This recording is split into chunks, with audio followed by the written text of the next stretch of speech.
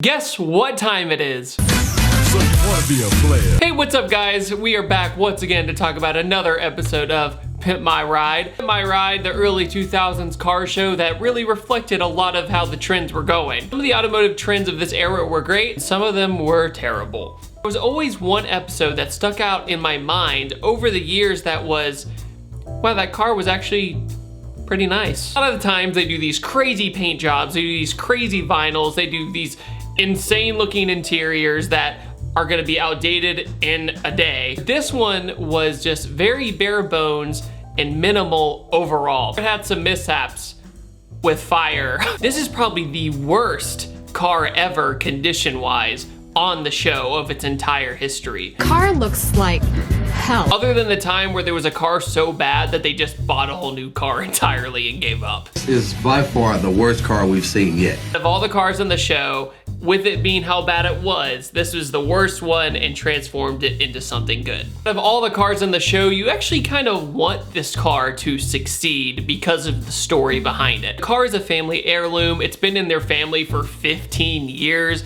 It was her mom's car and then her sister's car and now her car. And she's even taking action by majoring in auto body to try and fix her car. I took auto shop because I really wanted to fix up my car, but the Mustang definitely has more problems than I can handle on my own. This lucky winner of this show had already taken steps to try and take on this project herself, even though she admits it's way too much for her to do alone. She went ahead and tried to use super glue and stuff like that to try and fix the car, which is never a good idea. So much Bondo on the car, the panels are bad, the attempted body work really shows. It's a whole bunch of different colors, but she's one of the few people on the show that I feel like she really knew how bad the car was. My favorite line is when she says, "It's just awful." Another color on this side. I mean, it's just awful. But it's okay, she has a really banging sound system in the car. Kick-ass system right here. It's a 5-disc boombox. Man, how times have changed. I think before we really dig into the car, what my question is these cars on this show, how do cars even get this bad? It's kind of like when you're hunting for, say, a 240 SX to buy. You literally go, how did this happen? It literally looks like all of these cars on this show had a bear find some candy inside and then just tear up the entire thing. I understand if like you have pets or have dogs or whatever and they make a mess in your car, but to the extent of these cars, I just don't understand how just time does this. Like, that's just being reckless. A lot of these people who own these cars just, at some point, I don't feel sorry for them because they obviously didn't take care of their car unless they bought it that way, which is, I think, mostly the case. The prior owners of these cars, like, I don't know what they were thinking. Like, how is it okay to just let your seat be unbolted, for example? What's the point when your chair isn't bolted to the car? When the seats, I mean, it's just really bad. I mean, if you just check that out, you can barely even sit in it. Right here, I don't even have a back of the seat. How do cars even get this bad? I know I'm saying this from somebody who loves cars and would never let a car get that bad, but it just shows the complete ignorance of so many people to just take care of their things. Material objects and blah, blah, blah, yeah, they're not important, but at the same time, like, don't be a freaking slob. You know what? I just realized I think there is an episode where a bear actually got into their car. Here, let me check. There was definitely an episode where a bear got into their car. I guess we'll do that one next. Quoting from the show, she's driving this car around like a Flintstone car. There's a giant hole in her floorboard, which is incredibly dangerous. Later down the road, they end up giving her brand new panel down there to seal up everything. So that is good that they addressed that. I'll use my plasma cutter to get it cut out.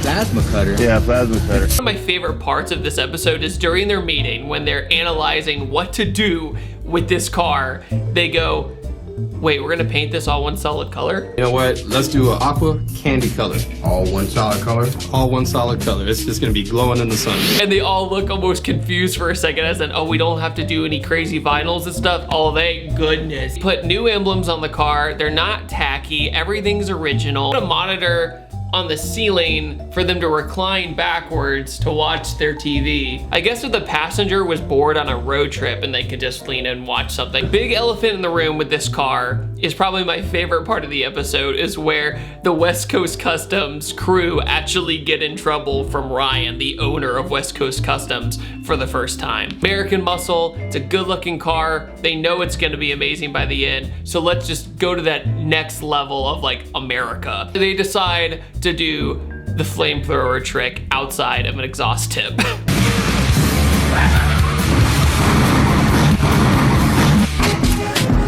But the owner hears it backfire one time, and that was it. Can't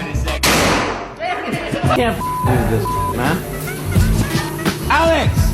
What are they? What is this? They're flamethrowers, right? This is not street legal. I need you, Alex, and Aaron in my office. I think I'm in trouble. He comes in and says, there's no way we can do this. It's not street legal, they say. Yet, the episode I just covered, they had paint cans on the tires where you could openly vandalize the entire city. A little bit of early 2000s two-step isn't gonna hurt anybody compared to vandalizing and having an oil spill, essentially. But then my brain overthinks and goes, wait, how come that's okay, but this is okay? But David, it's just a TV show. And you're right, they're gonna go on this whole it needs to be street legal thing. There's no continuity there. A very clean white interior in this car, brand new dash, brand new seats. They have these headrests on the bucket seats. I don't know if I'm completely sold on, but out of all the interiors on the show, it's the best interior so far because it's simple. There's nothing crazy about it. There's nothing ridiculous or gimmick about it. Just clean gauges, clean dash, clean seats, freshly done interior, all done. Only thing is that DVD thing, but on the roof, they did a sky mural to have it summer every day, which you could look at it two ways. Is it could be tacky, but then you look at Rolls-Royce nowadays and they have the starry night option, you know, of all the stars in the ceiling. So I guess you could say it's like a budget version of that, but it's summer and daytime instead. I guess I'm trying to make it work here. So to put wheels on this car, they realized that the lugs don't work with anything that they have in stock. Ryan, how am I supposed to put modern tires on this car when it's a 67 Mustang and nobody has anything for it? So they call up Giovanni Wheels, which is like a kind of like a dub kind of company, and they just do big giant chrome wheels, which was super in back in the early 2000s, chrome everything. And the wheels, I think, are the weakest part of the car. Even though they're custom 3-piece wheels for the car, I still think it's the weakest part of the car because it's obvious that since they had to custom make these wheels, they didn't change the lugs out or they didn't change the brakes out. Had they probably modified the wheel hub and got a different set of wheel hubs from a more modern Mustang or something, they probably could have just slapped anything on there. But instead they put these giant big chrome wheels on it. But for the time, they were cool. The best moment is when he tries to get her to say the phrase gangster lean. And I'm gonna say it as Caucasian as possible because that's who I am. I got a gangster. Say it with me. Gangster lean. Gangster lean. No, that wasn't good at all. Keep working on it. Keep working on it. Gangster lean. Most of the time at the end of every episode, I almost feel good and bad for the person who won the spot in the show. One, they got their car cleaned up. It's probably a little bit safer, not that much, but it's a shine turn, it looks nice, they can impress people or whatever. But at the same time, 2 to 3 years later down the road, that car style is gonna be super dated. Cars today, you look at their style more from the long haul perspective. Back then it was so crazy and wild that it was of the time and then it just kind of got dated super quickly. This time around though, this person on the show, I think, got the best deal out of everyone. You could eventually change the wheels and you could eventually change a few things because the Mustang aftermarket now is through the roof. I'm just surprised that they said, oh wait, there's no support for this vehicle.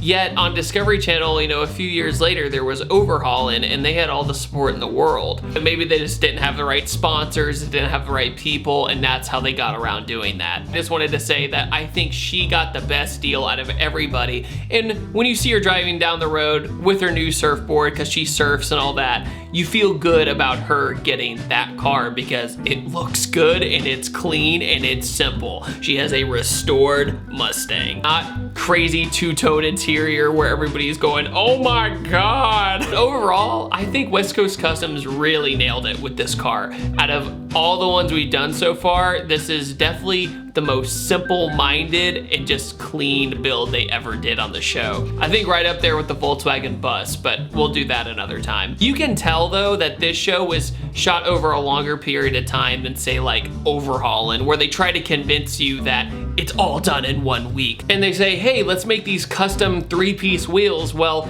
those aren't going to take a week. That usually takes a really long time to get one-of-a-kind 3-piece wheels. And they say, hey, let's make these custom 3-piece wheels. Well, those aren't going to take a week. That usually takes a really long time to get one-of-a-kind 3-piece wheels. Meanwhile, all the other car shows, like I mentioned before, are just like, we gotta get this done, we're on a deadline. Back in the day, there was Monster Garage and all that, where they had 7 days to get it done. Oh, Monster Garage, that's a show we should probably talk about. Monster Garage was cool. That's like the complete other end of the spectrum. Anyways, I'm gonna pass the question off to you. What do you guys think of the Pimp My Ride flame-throwing Mustang? Do you think it was a simple build, or should they have gone crazy with it like all the other cars? I upload every Tuesday, Thursday, and Saturday. Make sure to hit the subscribe button and the notification bell, and I will see you guys next time, and have a great day. You want to clean Ninja Bay and/or exhaust tips? Here, use this. Spray on, let sit 45 seconds to 1 minute, wipe down. If you want to support this channel while also cleaning your car with the best stuff around, make sure to head over to www.pattersoncarcare.com. Made by car dudes, for car dudes.